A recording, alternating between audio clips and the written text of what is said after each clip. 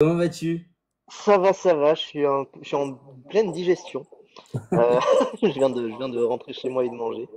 Mais ça va, et toi, comment ça va? Ça va très bien. Déjà, ça me fait grave plaisir que tu aies accepté mon invitation. T'es le premier. Le but, c'est d'en recevoir plusieurs personnes, mais t'es le premier. Donc, merci C'est un pour ça, honneur de déjà. parrainer l'émission. Enfin, voilà, c'est comme ça quand on est premier. C'est ça, c'est Donc bon. ça. Et du coup, moi, ça me fait plaisir de t'avoir parce qu'en fait, alors pour t'expliquer un peu, moi, je te suis depuis quelques mois et surtout les rediffs YouTube. Moi, je suis à fond sur les Ouais. rediffs YouTube. J'arrive pas à être en live sur Twitch quand les gens sont en Oui, live. bah, moi, en plus, je lance des lives à n'importe quel horaire. C'est vraiment, c'est désastreux. Là, je vais lancer des lives en matinée par moment parce que je travaille à côté. Et voilà, enfin, il y a plein de trucs où je lance des lives un peu aléatoirement. Donc, c'est vrai qu'il y a plein de gens qui me disent, ah, moi, je suis pas trop les lives et je regarde les rediffs ou alors je regarde après les TikTok, tout ça, pour avoir des petits résumés. C'est pour ça que je l'ai fait. Bah oui, parce que pour les gens qui connaissent pas PAF, donc en plus de faire tes lives Twitch, qui est la base en gros de ton activité, en gros, Mm, tu vas les découper pour faire des lives, enfin, des petits shorts sur TikTok qui sont hyper intéressants. Et en plus de ça, tu vas mettre le replay complet sur YouTube. Donc n'hésitez pas, hein. exactement, Pour ceux qui exactement. connaissent pas, C'est n'hésitez pas à aller PAF le le suivre. meilleur partout et c'est juste c'est MRPAF, Monsieur PAF sur Twitch. Et sinon, c'est PAF le meilleur, comme normalement vous pouvez voir, j'imagine. Je sais pas comment ça se passe. Normalement, ça doit être marqué quelque part. Je sais pas comment ça rend, mais bon, ça doit être C'est marqué vrai. quelque part. Et moi, en fait, je voulais inviter des gens petit à petit parce que bah, c'est cool de faire des lives comme ça, mais c'est toujours mieux de discuter. Et Ah, bien sûr. j'adore connaître la cinéphilie des gens. En mode voir comment tu as commencé le cinéma, qu'est-ce que tu aimes dans le cinéma. Je trouve qu'on Mm. a tous un rapport spécifique au cinéma. Genre, je sais que t'es le seul mec sur Letterboxd que je suis qui a aimé Alpha avec moi-même, parce que j'ai adoré Tout à Alpha. fait, J'ai, tout à j'ai- fait. Alors, j'ai- après, moi, il faut savoir, je suis très très bon public, hein. De base, je crois que ma courbe Letterboxd elle est très très sur la droite, parce que bah j'aime beaucoup le cinéma. Non, mais c'est parce que en tant que, enfin, je sais pas si on va y rentrer direct, mais j'ai fait des études de cinéma, enfin, bref, on y reviendra. Et c'est vrai que du coup, dans ce cadre-là, j'ai dû faire des films, en fait, tout simplement, à certains Ouais. moments. Et c'est vrai que quand tu commences à faire des films, tu te rends compte que juste faire un plan basique, qui te paraît basique, c'est déjà très compliqué, mais alors faire des plans un peu plus élaborés, faire des plans plus compliqués, mettre en scène ses idées, c'est tellement dur, quoi. C'est tellement hardcore. Donc, ne serait-ce que pour ça, j'ai un profond respect pour tous les cinéastes, même les cinéastes qui font des films un peu moyens. J'ai un peu moins de respect pour toutes les machines hollywoodiennes, des trucs du genre, évidemment, mais tous les cinéastes qui essayent vraiment de faire des films dans leur coin, forcément, forcément, j'adore. Ouais, bah oui, c'est ça. Et alors moi, je sais que je suis aussi très bon public, mais pas pour les mêmes raisons. Moi, c'est parce que, bah, en fait, ma cinéphilie est assez jeune, parce qu'en fait, je suis Hmm. fan de cinéma depuis 2020, je dirais. Et donc, je découvre petit à petit. De toute façon, moi, c'est le but. Si je pense que tu me connais pas forcément, mais moi, le but des critiques d'Enzo, c'est vraiment suivre quelqu'un qui découvre le cinéma et qui découvre plein de choses. Hmm. Autant j'ai déjà vu des trucs un peu underground où tu te dis, bah, c'est pas le truc que tu regardes en premier. Autant il y a des genre Terminator, j'ai jamais vu un Terminator ou j'ai vu le deuxième il y a très longtemps en fond sur une télé. Enfin, ça n'a pas de sens. Alors que j'ai envie, mais juste, bah, c'est aussi le temps. On a tous, je trouve, en plus, une relation assez spéciale. Enfin, moi, je sais que quand c'est pas en salle, c'est compliqué pour moi de voir un film parce Ouais, que ma concentration, elle est zéro. ouais, Et pareil. je sais qu'on a tous un peu un rapport spécifique à ça. Et c'est pour ça, moi, que je voulais voir avec des invités, leur parler de tout ça. Et effectivement, moi, ma première question que j'ai à te poser, c'est surtout comment tu as commencé à être fan de cinéma et quand surtout? Parce que moi, je sais que c'est assez tard, mais si tu as fait des études, je pense que c'est assez tôt pour toi. Hmm. Tout à fait. Alors, du coup, pour le background, j'ai 25 ans actuellement. Je suis né, du coup, en fin 99. Bientôt, mon anniversaire. Et c'est vrai que du coup, moi, mon rapport au cinéma, c'est pas du tout un rapport à l'enfance, c'est pas du tout un rapport quand j'étais tout jeune, parce que bah, mes parents sont pas trop cinéphiles. On regardait parfois des films qui passaient à la télé, on allait parfois au cinéma, mais c'est tout, quoi. Et sinon, moi, mon rapport vraiment au cinéma, il a commencé sur la fin de l'adolescence, parce que en gros, j'avais une grosse tour de PC et du coup, je jouais énormément à des jeux vidéo, mais je regardais aussi pas mal des films par moment. Et je me disais, en vrai, le cinéma, c'est chouette. Et c'est vrai que mon premier rapport vraiment, et c'est pour ça que c'est un film que je garderai toujours dans mon cœur avec le cinéma et avec la, la, comment dire, la faisabilité du cinéma et la première fois que j'ai vraiment vu un réalisateur, en l'occurrence deux réalisateurs, à l'œuvre sur un film et que j'ai voulu vraiment me renseigner sur comment ça s'est fait, comment ça a pu être mis en place, c'était La Classe américaine. Donc pour ceux qui ne sauraient pas, c'est un film de détournement, c'est-à-dire qu'en fait c'est un film qui a un ramassage de plein d'autres films qui sont à droite à gauche et qui en fait sont rassemblés pour faire un autre film. Et c'est vrai que en fait moi au début je l'ai regardé avec un pote la première fois et je savais pas que c'était ça. Donc du coup je me disais bah tiens comment est-ce que ça fonctionne? Enfin il est bizarre ce film-là et après j'ai compris comment la machinerie derrière et c'est là que je me suis intéressé à tout ça. C'est là que je me suis intéressé beaucoup au montage également, à tout ce qui se passait. C'est pour ça que j'ai fait effectivement du coup des études en montage. Et entre-temps, du coup, j'ai essayé de rattraper plein de films que j'avais pas forcément vus en me disant bah tiens, c'est quoi un petit peu les classiques? Alors, les classiques sont venus aussi énormément en cours avec toute l'histoire du cinéma, toute l'histoire de l'art en fait que ça vient, qui vient avec le cinéma. Et donc forcément, bah, je rattrape petit à petit les classiques d'un peu tous les pays, toutes les époques, etc. Je fais un BTS, puis une licence, puis un master. Je monte sur Paris pour un stage chez Webedia.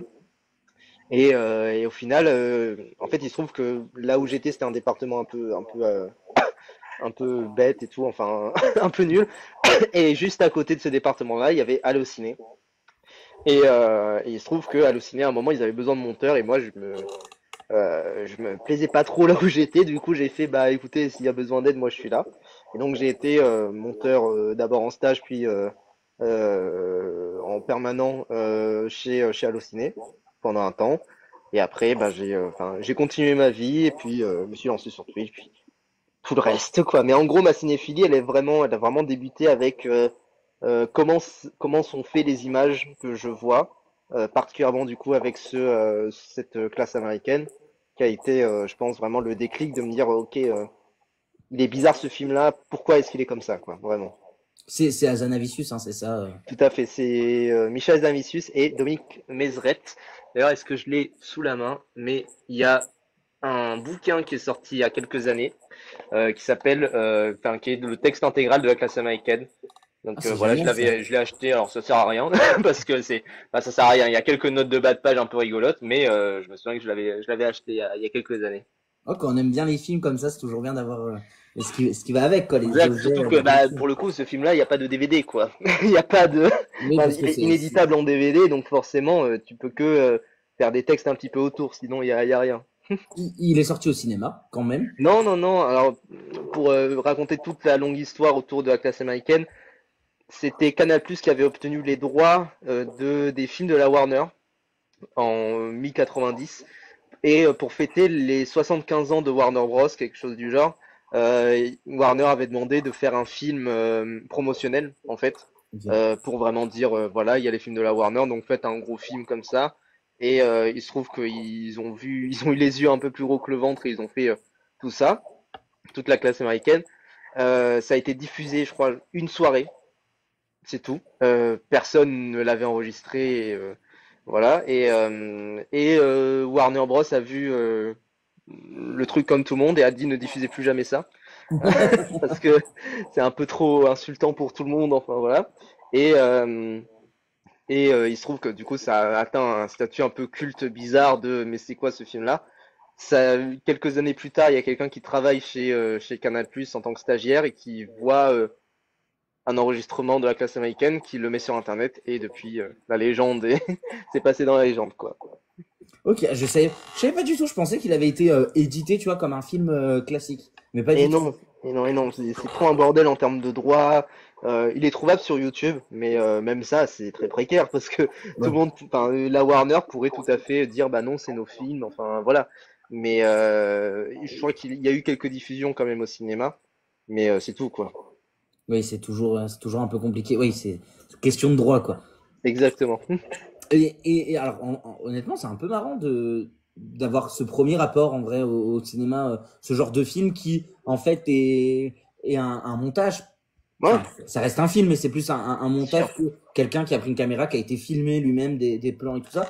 Ce qui est quand même hyper rare dans le cinéma, ce genre de Bah, remontage. c'est presque plus expérimental, j'ai envie de dire. C'est-à-dire que Totalement. moi, enfin, il y a d'autres films du genre, notamment, je pense à un film qui s'appelle Final Cut, Ladies and Gentlemen, où c'est beaucoup plus vaste. Je crois que c'est 2000 films qui sont mixés. Il n'y a pas toute cette histoire de droit, hein, bien sûr, mais il y a vraiment des milliers de films qui sont mixés pour raconter une histoire avec des acteurs qui font que changer. Et globalement, c'est un homme et une femme qui se rencontrent, qui tombent amoureux, qui se séparent, qui finalement se remettent ensemble, et puis voilà. L'histoire est très simple, mais juste en mêlant plein de films à l'intérieur. Et moi, c'est vrai que ce rapport-là avec des films un peu plus expérimentaux, entre guillemets, qui sont pour le coup, bah, effectivement des films où comment dire, il n'y a pas de tournage, il y a même pas de caméra qui est mis, qui est mis au milieu. Bah moi, ça m'intéresse beaucoup parce que, bah, comme j'ai dit, je suis monteur et je suis fasciné par l'art du montage. J'ai lu des bouquins sur le montage, j'ai lu tout ça.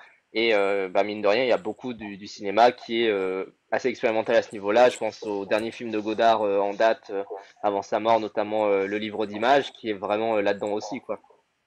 Donc, je vois, ouais. Mais, et du coup, t'avais à peu près quel âge quand t'as vu le film? Je devais avoir 15 ans, quelque chose du genre. Ça devait être en 2015. Moi, c'est facile, c'est vraiment Oui, l'année moins 2000, ça fait mon âge. tu suis les années. C'est ça. Mais oui, non, non, mais c'est ok, oui, non, parce que tu vois, je pensais, alors moi de l'extérieur comme ça, je pensais que ça faisait beaucoup plus longtemps, parce qu'il y a beaucoup de gens, en fait, quand on les écoute, en fait, ils sont fans de cinéma depuis tout petit, par rapport Hmm. aux parents très souvent. Je t'avoue, pour le coup, moi, je suis comme toi, moi, j'ai des parents, ma mère, elle regarde les tuches, elle est heureuse. C'est, C'est très bien les tuches, hein, cependant, hein. Moi, non, j'aime mais beaucoup, j'aime hein. bien les tuches, mais à un bout d'un moment, regarder des films avec ma mère, c'est hilarant parce que si c'est un peu trop compliqué, elle se fait vite chier. Mais, Hmm. mais oui, non, j'ai un peu ce rapport-là aussi où j'ai personne dans ma famille qui est fan de cinéma. Et c'est toujours marrant quand toi, t'es là, t'essayes de te renseigner. Et c'est ça que j'aime aussi quand tu parles de cinéma sur Internet, c'est que t'es hyper curieux. Et je trouve ça Hmm. hyper intéressant d'être curieux dans le cinéma. Moi, c'est ce que je dis tout le temps quand je fais les TikTok, quand je fais les lives ou quoi que ce soit. C'est peu importe le niveau de cinéphilie des gens, il y a trois quarts des gens sont plus fans de cinéma que moi en termes de connaissances, j'en suis quasi sûr. Mais c'est hyper intéressant, je trouve, de mélanger tout ça. Et pour le coup, il y a des gens qui commencent leur cinéphilie. Et je trouve ça hyper intéressant de voir eux qu'est-ce qu'ils aiment moins. J'ai mis mes cousins, moi, aussi là-dessus, où j'étais en mode, venez voir plein de choses. Et par exemple, on a regardé Lost Highway la dernière fois. Ouais, ils ont pas du Ouais, tout c'est aimé compliqué, mais parce que enfin, trop moi, je sais complexe que pour eux. j'ai mes parents qui récemment sont partis en voyage et qui ont dit, ah non, on a regardé des films dans l'avion, tout ça. Euh, Mon père qui dit, ah tiens, j'ai suivi tes recommandations, j'ai regardé 20 Dieux, j'ai adoré, j'ai regardé Le Comte de Monte Cristo, j'ai adoré. Bon, par contre, partir un jour, j'ai trouvé ça bizarre. Donc, évidemment, tu vois, enfin, un film comme ça, comédie musicale du genre, où tout est chanté en live, ça fait un petit peu bizarre, et en même temps, c'est que des chansons populaires, tout ça, ça fait un petit peu bizarre. Donc, c'est vrai que la frontière avec ce qui est inaccessible peut être compliquée, mais c'est vrai que moi, ce que je note beaucoup, c'est que dans la cinéphilie, il faut toujours être assez curieux. Enfin, et en même temps, c'est ça qui est dur, c'est que il y a constamment beaucoup de films à voir. Là, il y a énormément de films qui m'intéressent cette semaine. Je sais que je pourrais pas tout voir, donc je vais devoir faire un petit tri. Mais, euh, mais en même temps, il y a énormément de propositions, en fait, très fortes en termes de cinéma et qui vont plaire à certains, plaire à d'autres. Euh, il y a des films où je me dis, bon, ça, c'est pas pour moi, mais c'est pour le public que ça vise. Et c'est très bien que ça existe. Et voilà, quoi. Mais Mais c'est vrai que, pardon, vas-y, vas-y. je continue un peu mon tunnel, mais c'est vrai que, effectivement, moi, c'est venu tard, en vrai, comme ma cinéphilie. Mais en fait, ce que j'ai noté quand j'étais en BTS, c'était vraiment effectivement ce retard que j'avais en termes de culture cinématographique. Donc, ce que j'ai fait, c'est tout simplement que j'ai maté un à deux films par jour pendant mes études. C'était pas très dur. Et après, il y a eu, du coup, je rentre en BTS en 2017-2018. Je continue ça pendant quelques années. Je me dis, ok, là, je vais ralentir un peu. Il se trouve qu'il y a le confinement, donc en fait, je continue. Et donc, forcément, ça fait qu'aujourd'hui, j'ai vu pas mal de films, même s'il y a j'ai encore plein d'angles morts, j'ai encore plein de zones d'ombre, de films, de même de cinéastes où j'aimerais plus voir des films qu'ils ont fait, etc. Évidemment. Bah, c'est tellement, enfin, il y a tellement de choses. Et il faut rester à jour sur ce qui sort. Par exemple, là, comme tu dis, cette semaine, Alors, c'est pas forcément les meilleurs films qui sont sortis, mais il y a eu plein de films qui sont sortis cette semaine. Ouais, La semaine prochaine, là, ça continue avec des gros films. J'ai vu que tu as pu voir cet après-midi Arco, je crois, tout euh, à qui, fait, ouais. qui sort mercredi, que j'ai très hâte de découvrir. Très Et, chouette, frère. Très, très chouette. ouais, de ce que j'ai vu, c'est vraiment bien et je suis curieux parce que la bande-annonce me donne très envie. Et en fait, il faut réussir à se mettre à jour dans ce qui sort à l'heure actuelle en rattrapant un peu un retard. Et c'est vrai que c'est compliqué. Moi, je sais que j'ai des périodes où je n'arrive pas à manger un film en une semaine, quoi. Ouais, C'est ouais. parce que mon cerveau ne veut pas se poser sur un canapé à regarder. Et c'est pour ça que moi j'aime le cinéma. C'est parce que quand je vais au cinéma, je déconnecte totalement. Et c'est très rare. Même là, j'ai été voir Moi Chien 51 cet après-midi, qui est compliqué. Ouais, un peu dur. Je, je- Tout le monde joue pas dans le même film. C'est hilarant. Ouais, non, mais le jeu d'acteur, enfin, c'est pas un directeur d'acteur, c'est vrai que Jiménez. Par contre, c'est super Et joli, hein, mais ouais, il y a, c'est joli, ça va. Niveau photographie, j'ai des doutes en termes de mise en scène où je trouve que c'est pas. oui, c'est pas très riche, quoi. Voilà, c'est ça. C'est parfois des chants contre chants assez basiques, même assez souvent. Enfin, voilà, c'est pas très intéressant. Mais c'est vrai que c'est un peu joli en termes de photos, quoi. Bon, moi j'aime bien Artus et Gilles Lelouch, je trouve que ça va, mais alors le reste, je trouve qu'ils sont Ouais, totalement. Adèle, j'adore Adèle en plus, hein, c'est ça le pire.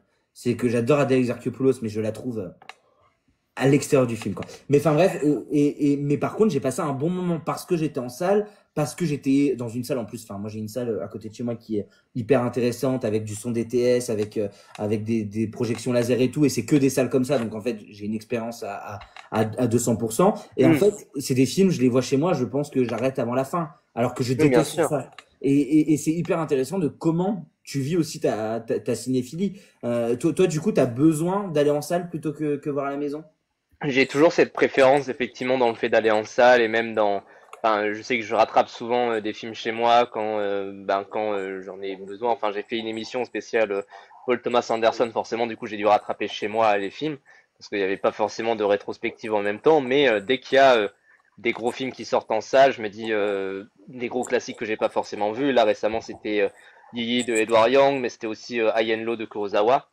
Forcément, je suis allé les voir. Je me suis dit, ok, faut pas que je loupe ça, même si ça reste parfois des gros morceaux qu'il faut les mettre dans son emploi du temps parce que aller au cinéma, enfin, je sais que j'aime bien aussi il y a une citation d'Edouard Baird, je sais plus quand est-ce qu'il l'a dit, qui disait que quand on va voir un film, il se passe toujours quelque chose. Effectivement, ça événementialise la chose parce que on est obligé de se lever, de s'habiller, de se mettre, de pas puer, de sortir de chez soi, d'aller prendre le métro ou prendre la voiture, d'interagir un petit peu avec des humains pour prendre un billet de cinéma, parfois de prendre une petite gourmandise si jamais on a un petit peu faim, de monter dans la salle, de bien s'installer, de tout couper. Tout ça, c'est des étapes en fait qui sacralisent un petit peu le cinéma, là où quand je suis chez moi et que je lance toute plateforme ou tout fichier, on va dire, ou tout DVD, forcément c'est beaucoup plus, c'est beaucoup plus rapide quoi. C'est vraiment ça prend trois clics. Alors qu'au moins quand je vais au cinéma, ça me prend une trentaine de minutes parfois quoi. Bah, moi, le meilleur exemple que j'ai là dernièrement, c'est La Reine Margot. Et j'ai été Hmm. rattraper La Reine Margot au cinéma. Je pense que je le voyais chez moi au bout des 20 premières minutes où on ne comprend rien entre qui sont qui est de la famille de qui. Je pense que, alors, on le comprend au bout de 30 minutes, 1 heure. Mais il faut faire cet effort-là de rester devant ce film pendant 30 Hmm. minutes, 1 heure. Un film qui dure 2h30. Et je me serais arrêté très tôt à la maison. En fin de compte, je l'ai vu au cinéma, j'ai trouvé ça absolument grandiose et j'ai adoré ce que j'ai vu. Et c'est un film, jamais je pensais que j'allais voir La Bien Reine sûr. Margot. Et Je l'ai moi fait j'ai moi-même, quoi. pareil avec Tilly qui est un film de 3 heures où il se passe rien. Bah forcément, moi je rentre dedans dans le film, même si j'ai des moments où en plus, c'est un truc aussi où faut pas culpabiliser parce que devant Yi, j'ai un petit moment où j'ai un peu somnolé. Faut jamais culpabiliser de somnoler devant un film. C'est pas, ça peut être un peu de votre faute si vraiment vous avez pas fait d'effort, mais c'est aussi que, moi j'ai eu des souvenirs de films où j'ai dormi 5 heures avant d'y aller. J'y vais, c'est des films assez longs, comme j'ai un souvenir par rapport à ça, par rapport à Pacifiction Ouais. où effectivement c'est un film de 2h40 où il se passe quasiment rien. J'y vais, je suis un peu fatigué, je suis avec des amis, mais je suis captivé par le film, quoi. Enfin, vraiment, tout ce qui se passe à l'écran, je suis absolument captivé. Et j'ai des petits moments de somnolence, mais j'ai envie vraiment de rester captivé par le film. Et ça, c'est un truc où effectivement cette puissance-là qu'a la salle de cinéma avec le fait que ça soit un événement public également, donc qu'il faille se tenir, ce qui n'est pas le cas de certains, notamment des personnes un peu plus vieilles qui parfois peuvent faire des interjections pendant le film, ça c'est ce qui me dérange parfois, mais sinon qu'il faille vraiment éviter un maximum de regarder son téléphone. Moi, ça m'est déjà arrivé devant quelques films sur la fin quand je me faisais chier au cinéma de me dire oh il est quelle heure. Mais c'est sûr que c'est des injonctions qui sont pas présentes quand on est chez soi et qu'on est libre, entre guillemets, de regarder un film comme on veut. Effectivement. J'en profite, hein, mais si dans le chat vous voulez poser des questions à Paf sur sa cinéphilie, sur ce qu'il Évidemment. aime, quoi que ce soit, n'hésitez pas, hein, on est là pour ça. Mais je trouve ça, ouais, je trouve ça hyper intéressant. Enfin, moi je sais que ouais, la salle de cinéma, rien que le problème du téléphone, j'ai déjà essayé de mettre mon téléphone sur mode avion à la maison. J'essaye plein de choses. Il y a un bout d'un moment, je me fais chier dans le film, je vais aller sur mon téléphone quand même sans faire exprès, par réflexe, et ça y est, je suis perdu et c'est un gros tunnel pour moi tout le reste du film. Et c'est Bien sûr. mais par contre, j'ai aussi cette expérience des fois de voir des films parce que j'ai eu tout un truc moi dans il y a quelques mois où j'étais en mode je ne peux pas voir de film à la maison, je n'arriverai plus à aimer un film à la maison comme j'ai aimé des films au cinéma. Et bon, Mm. bah, la preuve, il y a un mois quand j'ai découvert Carrie. C'était sur mon PC, c'était même pas sur la télé, c'était sur mon PC avec mon système son classique, c'était pas le truc le plus fou. Mais alors j'ai pris une claque géniale devant Carrie au bal du diable, où je pense aussi à la réalisatrice de Matérialiste, euh, Céline Song, Past Lives. avec Past Lives que j'ai adoré. Pourtant là, j'étais sur mon canapé, j'avais mille raisons de prendre mon téléphone parce que ça c'est assez contemplatif, voilà, c'est pas non plus le film le plus. Alors il y a des dialogues hyper intéressants, mais c'est pas non plus le film où il y a de la full action. Et pourtant j'étais à fond dedans et c'était vraiment hyper intéressant. Et c'est vrai qu'on a tous une relation. Et je sais que par contre moi je connais des gens, ils préfèrent regarder chez soi quoi. Moi c'est un Oui, truc. bien sûr. Enfin, c'est des habitudes de visionnage. J'aime pas dire des habitudes de consommation, mais des habitudes de visionnage qui sont propres à chacun, évidemment. Et pour le coup, enfin, bien sûr qu'il y a des films, moi, je les ai matés chez moi. J'ai un peu oublié. Enfin, il y a aussi ce truc où c'est ça qui est dur également. C'est que, enfin, tu disais que typiquement chez un 51, quand même, on passe un bon moment et je te rejoins là-dessus où le moment n'est pas horrible. Et c'est dur du coup d'avoir un vrai esprit critique aussi, je trouve, face à un film qu'on voit en salle, à se dire est-ce que c'est pas de l'esbrouf, est-ce que j'ai pas eu des étoiles dans les yeux devant ce film-là, alors qu'en vrai, je le reverrai chez moi. Bon, pas terrible non plus.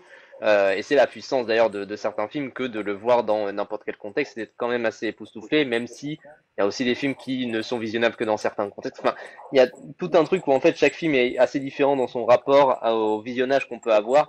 Et là-dessus, je trouve que c'est témoin d'une grande variété que de pouvoir voir plein de films différents dans différents contextes et d'avoir des émotions différentes à chaque fois. Ouais, non mais c'est ça. Puis enfin, et je pense que pour le coup, voyant un peu comment tu fonctionnes dans tes lives, je pense que tu vas me rejoindre là-dessus, mais je sais que moi je trouve ça hyper important et de pas avoir honte de noter un film quand on sort de la salle. Parce que moi je sais, j'adore les notes. Je sais que c'est pas bien, mais j'aime bien ça. Noter, en fait, ça me permet de hiérarchiser mon appréciation d'un film Oui, pareil. parce que je sais que j'ai des fois quelques lacunes pour m'exprimer correctement sur ce que j'aime et comment l'identifier et comment l'exprimer par rapport aux autres films. Et c'est ma façon à moi de l'identifier. Et je sais que moi, combien de fois je note un film quand je sors en salle.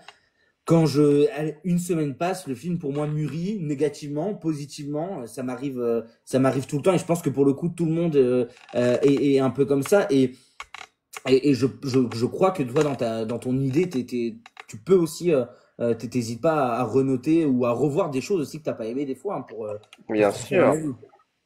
Bien sûr, bien sûr. Non, mais il y a effectivement tout ce côté où, enfin, moi, c'est ce que je dis, c'est qu'il y a des notes que j'ai mis quand j'ai rejoint toutes les plateformes, genre Letterboxd, Sens Critique, tout ça.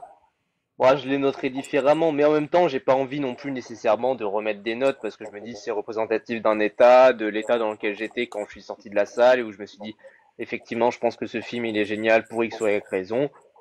Est-ce que je vais vraiment passer, enfin, si je dois passer en revue tous les films que j'ai vus et essayer de mieux les noter pour mieux répartir les notes, j'en ai pas fini non plus. Oui. Donc, je me dis autant effectivement donner l'impression que j'ai eue dès que je suis sorti du film Et généralement, je revois, enfin, généralement, ce que je fais, c'est que je revois à la hausse, à la baisse, mais ça change pas non plus nécessairement de toute mon appréciation d'un film. Ou alors, il faut vraiment que je refasse un visionnage très poussé pour me dire, ok, effectivement, je suis vraiment passé à côté la première fois que je l'ai vu. Je pense qu'il y a énormément de films, je suis vraiment passé à côté la première fois que je les ai vus. Et effectivement, il faudrait que je repasse un petit peu dessus, quoi. Oui, effectivement, oui, non, mais c'est ça que je trouve qui est hyper intéressant, c'est que c'est de l'art, ça peut bouger dans le temps, ça peut, enfin, moi, je sais que je parle de plus en plus politique, on va dire, via le cinéma, parce que je trouve ça hyper important. Mm. Et en fait, pas concrètement, moi, j'ai 22 ans. Ça a clairement forgé mon avis politique, ça a clairement forgé ma façon de voir les choses. Enfin, moi, le cinéma, ça a été hyper évocateur pour moi. Je prends toujours l'exemple de Euphoria. Alors là, c'est sur la série, mais voilà, on va mettre un peu ça dedans. Moi, Euphoria, en termes d'ouverture d'esprit, en termes de compréhension de l'autre, en termes de relations entre les gens, c'est hyper intéressant. Mm. Comment Euphoria, quand je l'ai vu, donc j'avais 18, 17 ans, ça a clairement forgé ça a clairement forgé une partie de ma personnalité, quoi. Et je sais pas si t'as des films comme ça, toi, qui ont été hyper formateurs pour toi.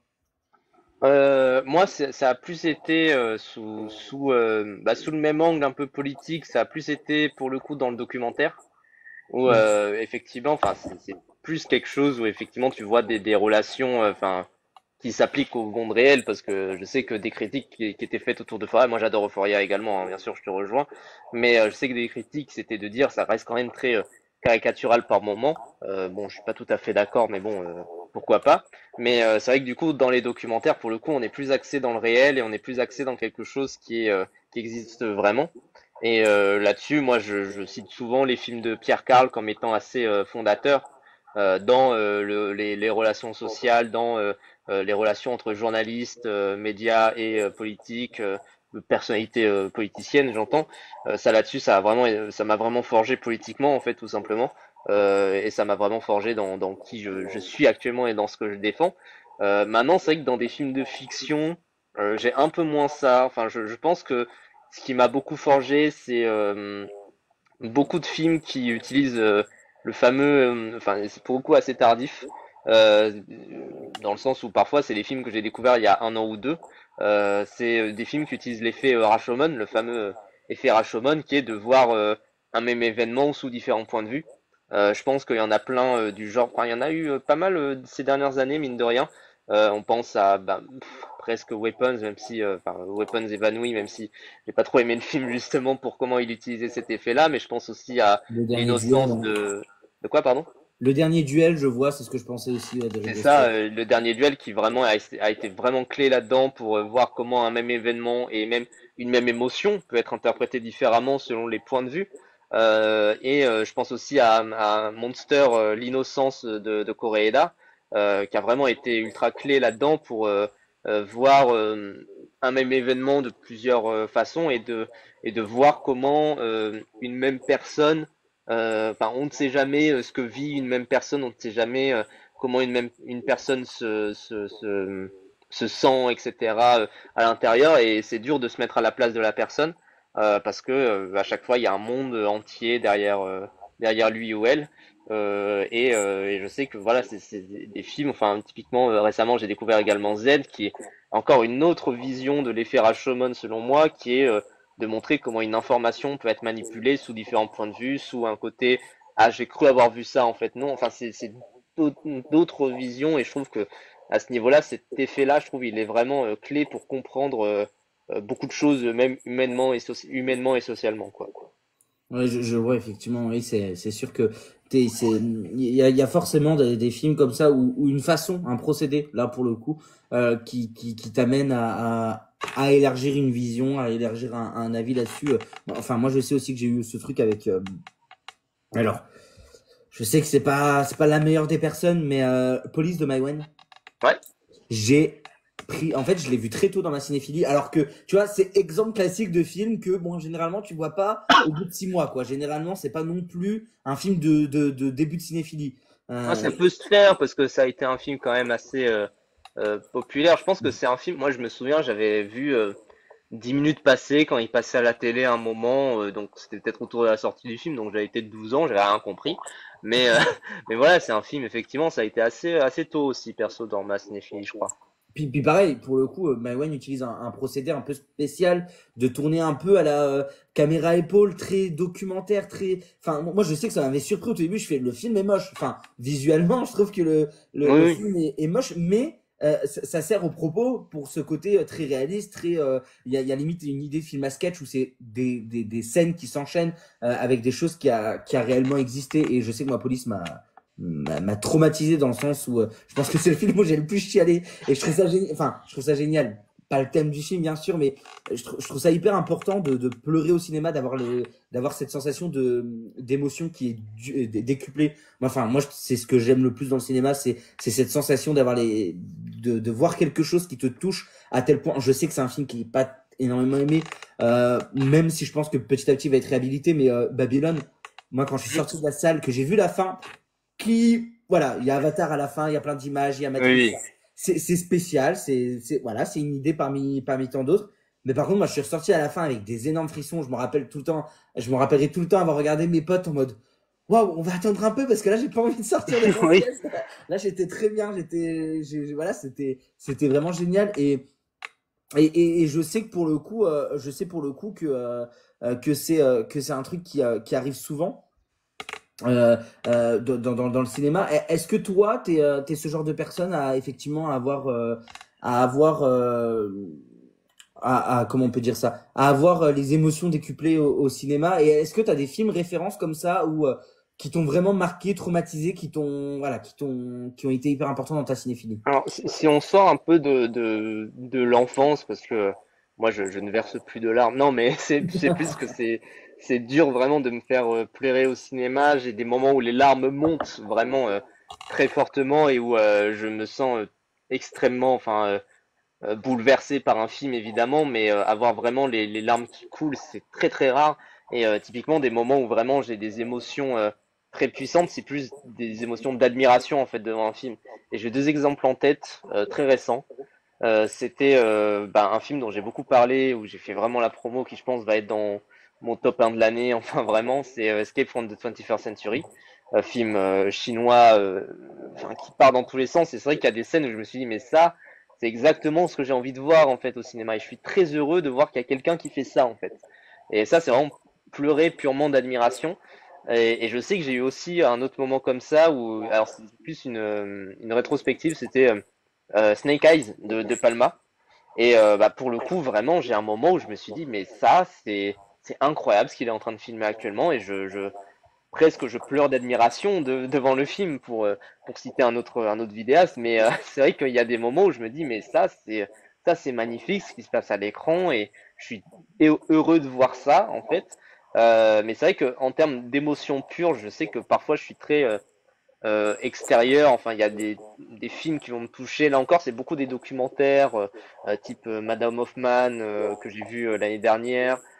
Plus récemment, Put Your Soul on Your Hand and Walk, qui m'a vraiment ému aux larmes, évidemment. Mais c'est vrai que c'est très très dur vraiment que les larmes sortent, quoi. Après, c'est ça qui est beau aussi, c'est qu'on peut ressentir tout un panel d'émotions devant un film. Le rire, les larmes, la peur, même la colère devant un film où on est très investi dans les personnages sans forcément nécessairement s'identifier. Et c'est aussi une partie de la beauté du cinéma, bien sûr. Ouais, et même, enfin, je sais que c'est un sentiment qui m'est arrivé aujourd'hui, hein, mais sortir d'un film parce que t'es en colère à cause d'un film qui est nul, ou parce que, encore une fois, moi, j'aime bien doser les choses. Je pense pas que Chien 51 est 100% nul. Je pense qu'il y a juste 50 000 trucs qui ne vont pas dans le film et Voilà. qui le rend Il y a nul. 50 défauts et une qualité, peut-être. Voilà. C'est On va ça, dire. ouais, c'est dans cette idée-là. C'est pas nul, mais il n'y a pas de cohérence. À un moment, tu as l'impression d'être actuellement, visuellement, tu as l'impression que ça se passe actuellement. À un bout d'un moment, tu as l'impression qu'on est dans 500 ans. Enfin, ça n'a aucun Oui. sens là-dessus. C'est abusé comment ça. Géographiquement, c'est aux fraises.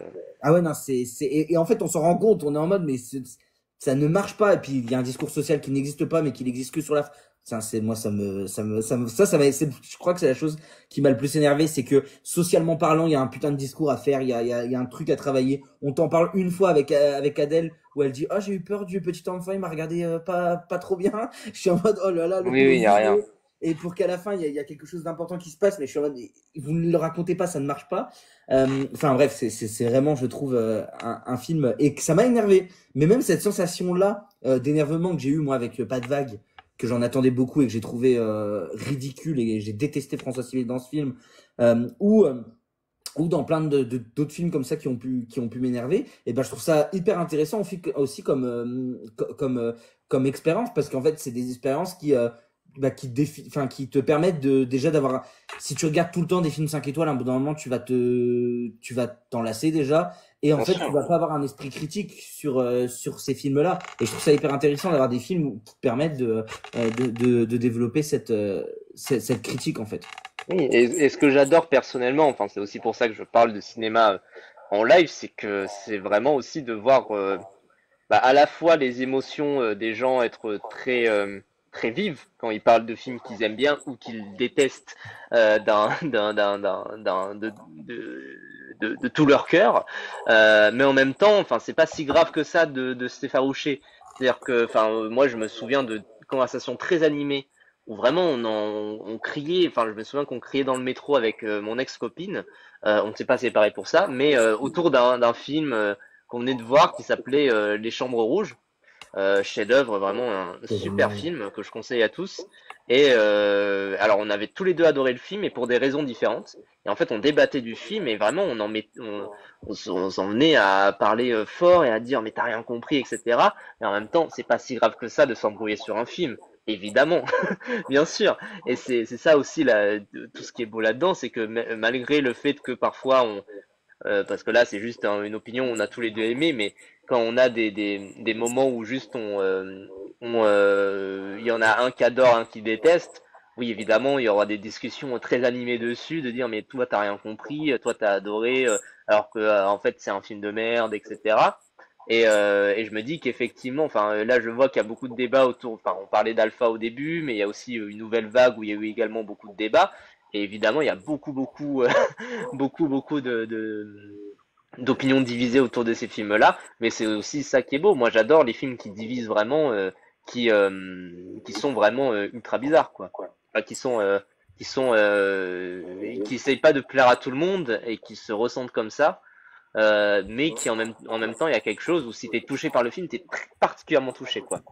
Mais ça, c'est un truc que je trouve fou et hyper intéressant. C'est cette idée de, de défendre un film dans le débat. Et je trouve qu'il y a un truc qui monte de plus en plus, malheureusement, sur TikTok, et pas que, hein, c'est un truc qu'on trouve beaucoup sur Twitter. C'est tout ce qui va faire des vues maintenant, malheureusement, c'est dès qu'on va critiquer quelque chose, mais méchamment. Et autant j'adore Régé, vraiment, moi j'adore son travail, mais il a trouvé le filon.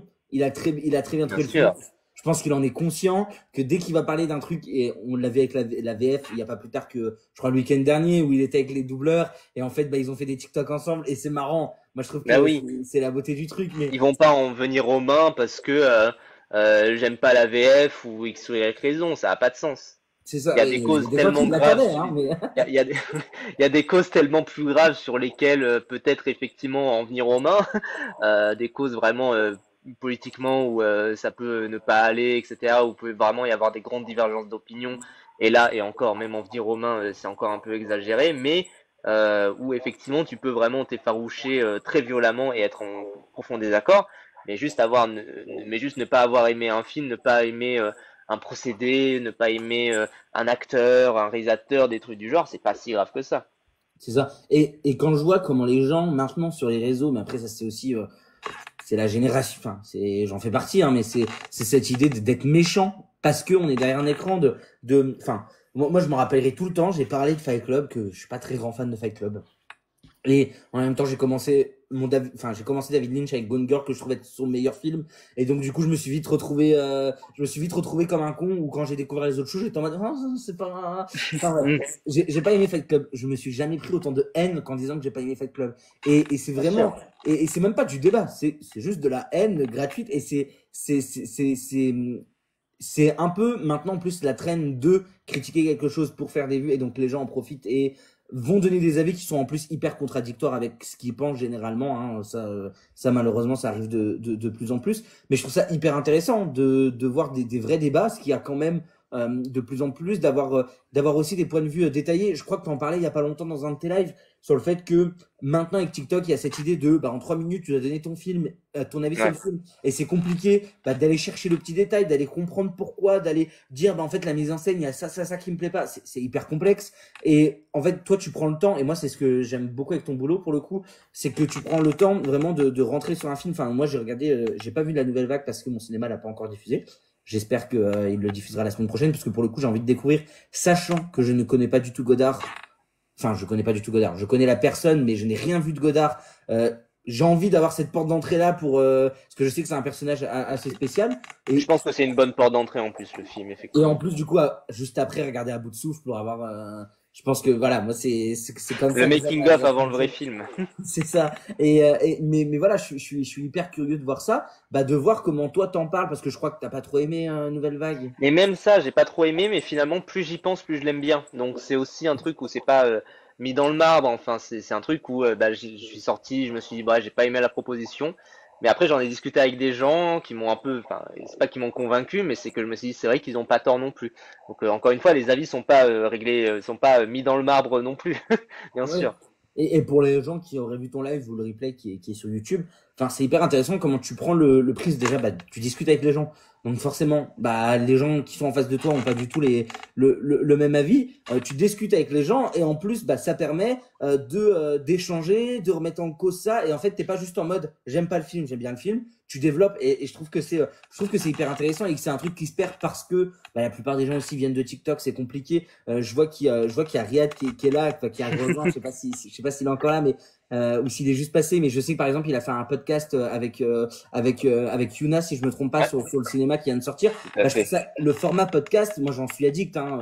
Sur n'importe quelle personne. Enfin, moi je sais que réaliser sans trucage, j'écoute à fond parce que j'adore le format podcast. Et je trouve que par exemple, c'est ce genre de format hyper intéressant où tu peux vraiment rentrer en détail sur le film et je sais que c'est ce que tu fais pour le coup avec tes lives parce que moi pour de vrai je les écoute vraiment en format podcast en fait c'est très souvent en fond que j'écoute ça et je trouve ça hyper intéressant là-dessus et c'est une super façon de voir le cinéma je trouve c'est pour ça aussi que moi je tenais j'avais envie de t'inviter là-dessus pour discuter avec toi de cinéma je voulais Merci savoir beaucoup. oui, oui, Mais vas-y juste, je voulais rebondir en dis-moi. fait sur ce que tu disais par rapport à la négativité. En fait, justement, j'en parlais là, je crois en live hier, mais il y a déjà un vrai truc où la négativité fait plus vendre que la positivité sur les réseaux. C'est un truc, c'est un effet mathématique, j'ai envie de dire. C'est vraiment un truc où c'est horrible, hein, bien sûr, de se dire que parce que tu vas défoncer ce qui est populaire, ce qui est bien vu, tu seras un peu à contre-courant et donc ton avis sera plus intéressant que quelqu'un qui suit le sens du vent, etc. Mais aussi tout simplement parce que tracher un film et dire et trouver les meilleurs arguments, enfin les meilleures manières de dire que c'est un mauvais film, etc. Euh, il y a un moment dans Nouvelle Vague justement, mini spoil, mais du coup vu que la plupart des gens dans Nouvelle Vague travaillent dans les cahiers du cinéma, il y a des moments où ils lisent des critiques et où ils disent, je crois qu'il y a une critique qui dit ce n'est pas que ce film soit euh, loin d'être bon, c'est qu'il est proche d'être mauvais, quelque chose du genre. Enfin, il y a que des manières, des tournures de phrases pour essayer de trouver comment tracher le film, mais vraiment le plus violemment, j'ai envie de dire. Et c'est, en vrai, c'est un peu fun de trouver des manières de dire qu'un film est mauvais. Et moi, je sais que je me suis un peu amusé, même sur Chien 51, dans ma critique, à trouver des manières de dire que le film est mauvais. Parce qu'effectivement, j'ai trouvé le film pas très bon. Mais là où c'est paradoxal, c'est que ça, voilà, c'est du divertissement de dire qu'un film est mauvais. Là où c'est paradoxal, et ce que je trouve étrange, c'est que c'est plus facile, je trouve, de dire qu'un film est bon, de noter ce qui vous a ému, ce qui vous a touché, parce que, en fait, on peut pas remettre en question non plus des émotions, que de dire qu'un film est mauvais, quoi. Parce que moi, un film qui est mauvais, généralement, c'est qu'il me fait rien ressentir. Et donc, comment je dis qu'il me fait rien ressentir, en fait? Et comment je trouve des mots là-dessus? Comment je peux argumenter dessus? Je sais que j'ai reçu, enfin, il y a quelqu'un dans le chat qui mentionne le format des bingos. Beaucoup m'ont découvert avec celui avec Jean-Baptiste Toré. Et quand Jean-Baptiste Toré parle de Spielberg, qu'il n'aime pas, bah déjà, il va beaucoup à contre-courant, mais pour trouver des arguments pour dire que Spielberg n'est pas un bon réalisateur, faut y aller. Et presque, il arrive à me convaincre en parlant, quoi, en déroulant avec des critiques qui en ont parlé précédemment, avec des gens qui ont pu en discuter, etc. Et c'est pas qu'il arrive à me convaincre parce que moi j'adore Spielberg évidemment, mais presque, enfin, je comprends déjà son point de vue, ça évidemment, mais presque je pourrais le rejoindre, quoi. Et c'est dur effectivement de trouver vraiment des défauts dans des films, de trouver la petite bête et de trouver qu'est-ce qui marche pas. Parce que bah, généralement, quand un film marche pas, on se dit il manque quelque chose, mais je sais pas quoi. Et moi, c'est toujours ce que j'essaie un petit peu de chercher, c'est qu'est-ce qui manque en fait finalement. Et pour le coup, tu as parlé du bingo. Moi, c'est comme ça, effectivement, que j'ai découvert. Alors, je sais plus sur lequel, mais alors, j'en suis. Moi, c'est vraiment le truc où j'en suis accro. J'adore ça. Et c'est trop bien pour les gens qui ont jamais vu les bingos. En fait, c'est une liste de plein de questions. Ton film préféré. Enfin, dans cette idée. Enfin, c'est des questions un peu plus poussées, mais ton affiche de film préféré, le film que t'as préféré voir. Je sais plus exactement. Surcoté, sous-côté, C'est ça. musique préférée, voilà, des trucs Et du genre. je trouve ça hyper intéressant et c'est marrant parce à chaque fois qu'on regarde ça, en plus, moi j'ai juste une envie, c'est à chaque fois je suis en mode, je mettrais quoi, non, non, non, et à chaque fois je le fais, ça change tout le temps, c'est pas du tout le même à chaque fois. Oui, mais Mais moi je l'avais fait vraiment à l'époque quand j'avais un peu commencé et c'est vrai que, enfin, je pense que je reverrai mon bingo aujourd'hui, je me dirais mais qu'est-ce que c'est que tout ça? Enfin, ça n'a pas de sens. Mais en tout cas, c'est hyper intéressant. Je trouve que c'est un concept de fou et j'adore regarder ça. Et pour le coup, effectivement, c'est vrai. Et c'est ça que j'aime dans ça. C'est le bingo, en fait, il apporte des avis différents sur des choses qu'on ne parlerait pas beaucoup. Par exemple, moi, bah, je crois que le premier que j'ai vu, ça doit être Antoine Goya. Je Ouais. pense maintenant, je pense que c'est ça. Et Antoine Goya, moi, c'est un personnage qui me fascine. Autant il y a des choses où je suis tellement pas d'accord avec lui. Autant il y a des choses où je suis méga d'accord et je trouve ça hyper fascinant de comprendre. Genre, il m'a fait regarder l'Empire de Dumont. Quand j'ai regardé ça, j'étais en mode, mais qu'est-ce que je Quel regarde, quoi. monstre! Je Autant me j'adore demande, mais Bruno Dumont, enfin, il y a certains de ses films que j'aime pas trop, enfin pareil, je suis très divisé en vrai autour de Bruno Dumont, autant l'Empire, je l'ai regardé entre potes, on s'est dit, bon, il y a des trucs intéressants dedans, mais waouh, c'est bizarre, hein. c'est C'est un dur à morceau, aimer. quoi. Mais du coup, c'est hyper, c'était hyper intéressant de voir qu'en fait, bah, Antoine Goya, il y a aussi le perso et réellement ses pensées et de voir les films qu'il a été chercher hyper obscurs des fois hein, sur des trucs. Il a parlé d'un film où c'est un écran bleu, je crois, tout le long. Ouais. Mais c'est des trucs hyper intéressants parce que c'est en plus là pour le coup, Antoine Goya va beaucoup parler de cinéma d'expérimentation en fait hein, dans l'idée. Et je trouve ça hyper intéressant pour découvrir des choses et aussi pour parler de films en fait qu'on parle moins et de bingo ça apporte grave ce style-là je trouve. Oui, et ce que j'adore d'ailleurs en parlant du bingo de d'Antoine Goya, c'est qu'il va défendre avec la même passion Hurlement en faveur de Sade, qui est un film très bizarre où en fait quand ça parle c'est en blanc, quand ça parle pas c'est en noir, enfin des trucs du genre, et il va en parler avec énormément de passion. Et à côté, il va parler de Sexy Dance 3, qu'il a adoré, et où il dit mais ça c'est magnifique, c'est assez inattendu de voir une telle plastique dans un film et de voir des références comme ça dans un film du genre. Enfin, c'est assez passionnant à ce niveau-là. Et effectivement, je trouve ça chouette ben, moi, c'est de façon toute ma démarche également. C'est d'autant, enfin, ma démarche, c'est de dire que tout le monde est cinéphile et en tout cas qu'il y a bien plus de gens qui sont cinéphiles qu'ils ne le pensent et que la cinéphilie, c'est pas réservé qu'à des esthètes qui ont vu tous les films, etc. Et qu'en soit tout le monde peut devenir cinéphile, comme dans Ratatouille, la conclusion de Ratatouille qui dit tout le monde n'est pas un grand artiste, mais un grand artiste peut surgir de nulle part, ce qui est très vrai par rapport aux cinéphiles. Et je trouve que, enfin, moi, du coup, effectivement, je trouve que tout le monde est cinéphile et j'ai envie, effectivement, à chaque fois de dire, déjà de faire découvrir des films qui sont un petit peu inconnus, mais aussi de dire, par contre, les films que vous appréciez, les Pixar, bah là j'ai cité du Ratatouille, mais les Pixar, mais même des films très populaires, type les Terminator, etc. Bah, il y a aussi de la beauté artistique et c'est pas une honte entre guillemets que d'apprécier ces films-là, quoi. Il y a aussi des choses à en tirer. Et je trouve ça hyper intéressant parce que c'est aussi je trouve une des beautés, une des beautés du cinéma, c'est qu'en fait, des fois, t'as des choses que t'aimes et que tu peux pas expliquer. Il y a des choses qui sont tellement, qui sont tellement à l'opposé de ce que tu vas aimer d'habitude. Enfin, moi, je sais que Weekend, l'année dernière, j'ai pris une claque monumentale. Et plus j'y pense, plus je me dis, je crois que c'est mon film préféré de l'année dernière.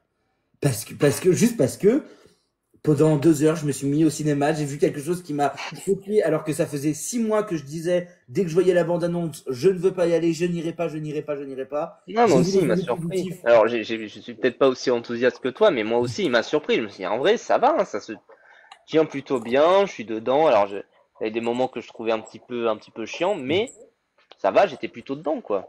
En fait, moi, ça m'a ouvert la porte à la comédie musicale, je pense. Hmm. Parce que j'ai jamais été, avant, j'avais jamais été un grand fan de comédie musicale. J'ai vu ce film, ça m'a permis d'en voir plein d'autres, où petit à petit, j'ai aimé, je pense à Annette que j'ai découvert un peu après, alors qui, Ah oui. à l'opposé complet, hein. Mais Annette, j'ai trouvé ça vraiment génial.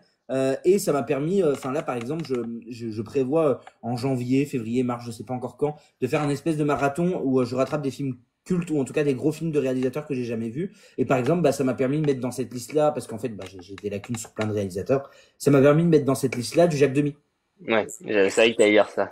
que j'ai jamais vu. Et donc, je me suis dit, il faut quand même que je vois un Jacques Demy. Et en plus, j'avais une fois, je vais dans ma chambre, j'allais au lit, j'allume la télé. Je suis resté 1 heure devant un documentaire sur Jacques Demy sur Arte.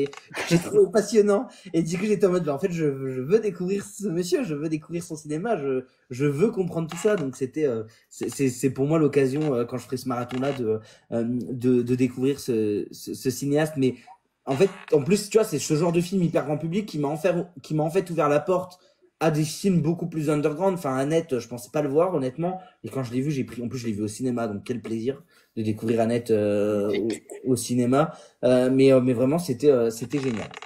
Je voulais voir avec toi, avant de te laisser tranquille, je voulais voir avec toi, pour les gens qui te connaissent pas et surtout pour en discuter, ton top 3 de tes films, alors dans le désordre ou 3 films qui t'ont marqué, comme ça je te prends de court, mais voilà, pour voir à peu près, voilà, comprendre et surtout faire des recos aux gens. Ça peut toujours être Écoute, je vais intéressant. essayer, parce que moi, je classerai, même si c'est un peu débile de dire que c'est des genres, mais je classerai en 3 types différents de films, des grosses recos du genre. Je dirais film de fiction live action, Ouais. avec des acteurs de chair et de sang, film de fiction d'animation et film documentaire.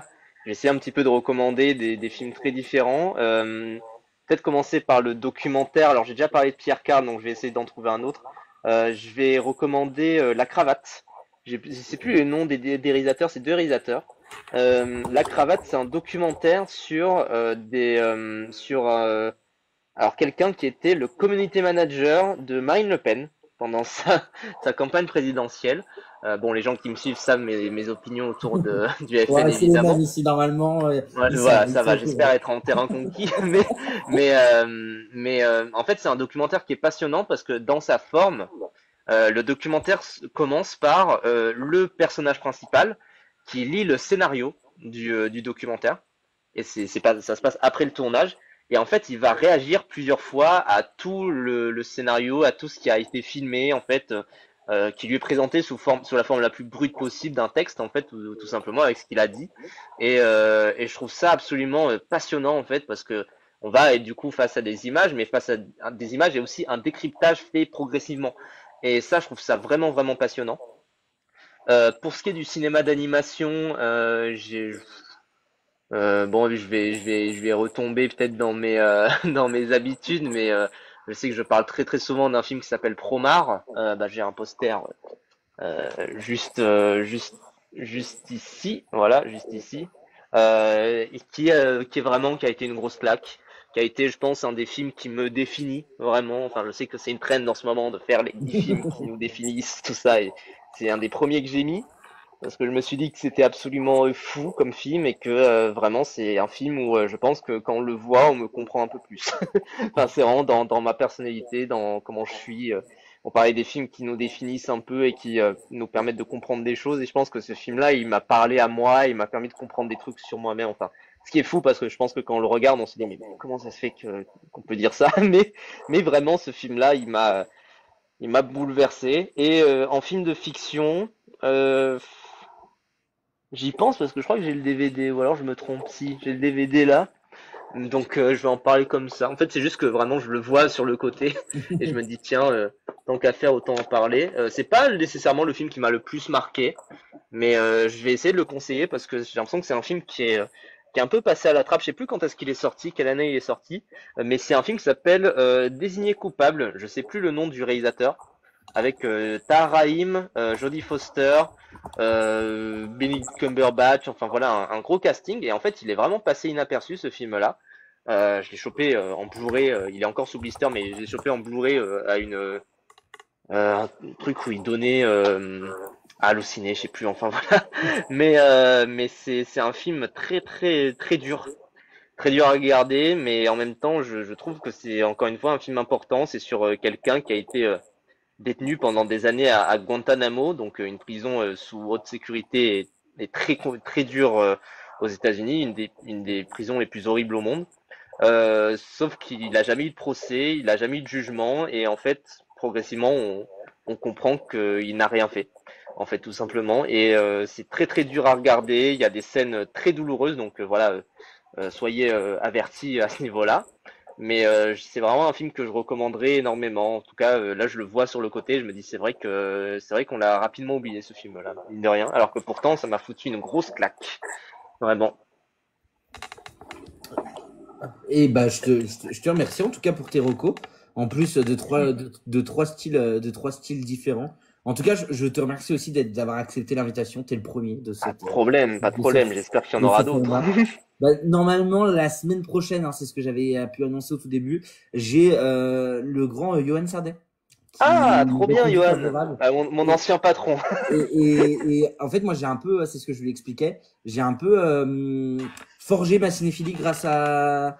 Ah, c'est génial. J'ai un peu forgé On m'a offert ça. j'ai un peu forgé ma cinéphilie grâce à Allociné le podcast, pas le podcast, l'émission sur le stream. Ouais. En fait, c'est un peu le début de ce que j'ai vu et mon premier contact au cinéma. Et en fait, c'est une personne que j'aime énormément par rapport à ça. C'est vrai. Enfin, ça a vraiment formé ma cinéphilie. Et donc, c'est hyper intéressant. Je lui ai envoyé un message. Il a répondu très rapidement, très positivement. Il est adorable. Il est super chouette ce type, enfin vraiment. Enfin moi du coup je l'ai reçu également pour un bingo. Et Effectivement. bah du coup pour ceux qui sauraient pas, c'est également un des deux Michel dans Faux Raccord, qui est une émission culte, je pense, qui parle de cinéma. Et enfin humainement il est adorable. Pour l'avoir côtoyé plusieurs mois au sein d'Allociné, il est adorable. Et c'est un chic type et c'est un puits de connaissances. Enfin vraiment c'est incroyable comme type. Ça risque d'être très très intéressant et normalement j'aurai l'information le jour même parce que il n'est pas à domicile donc il sait pas si la connexion sera bonne mais normalement ça devrait être dimanche prochain donc Ok. ça c'est très très bien mais en tout cas je te remercie d'avoir été le premier en espérant te recroiser hein, sur sur d'autres Pas de projets sur souci. d'autres Pas choses de ce sera souci, pas avec de souci plaisir. Enzo. Et en tout cas merci beaucoup Paf pour ta venue Merci, sur merci à TikTok. toi. Merci beaucoup.